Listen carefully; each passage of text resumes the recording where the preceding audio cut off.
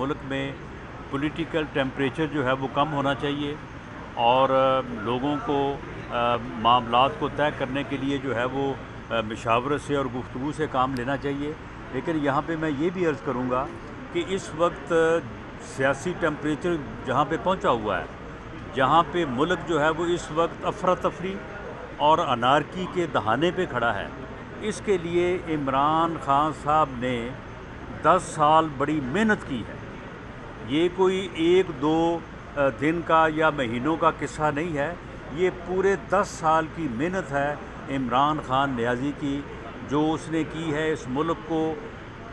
अफरा तफरी का शिकार करने, इस मुल्क को जो है वो अनारकी का शिकार करने के लिए हर दिन उसने मेहनत की है। अब इसमें ये सिर्फ 2 लाइनें लिख के दे दे वो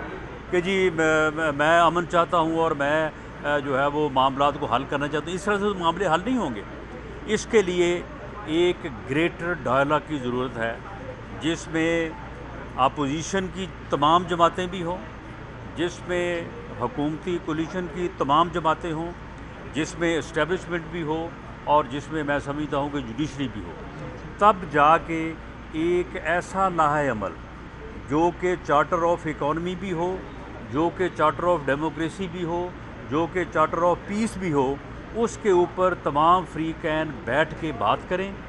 और बात करने के बाद एक कंसेंसस एजेंडे के ऊपर पहुँचें, तो फिर जाके जो है ये मुल्क जो है ये वापस तरक्की के रास्ते पे जा सकता है। ये 10 साल की मेहनत के बाद एक लाइन लिखने से या एक जो है वो बयान देने से ये मसला जो है वो हल नहीं होगा। हम चीफ जस्टिस साहब की मुअज़्ज़ज़ बेंच की अदालत की राय की कदर करते हैं, हम समझते हैं कि यही एक बेहतर रास्ता है, लेकिन उसके लिए लाहे अमल वो अपनाया जाना चाहिए जिस लाहे अमल के ऊपर चल के कोई बेहतरी आ सके। एक फ्रीक जो है वो पिछले 10 साल से मुसलसल अपने मुखालफीन के वजूद को ख़त्म करने के लिए जदोजहद कर रहा है। वो अपने मुखालफ अपोजिशन हो तब भी और हुकूमत हो तब भी वो हाथ मिलाने का रवादार नहीं है। वो कहता है कि इससे बेहतर है कि मैं मर जाऊँ। ये रवैया जो है, ये हट धर्मी जो है, ये जो तकब्बर है,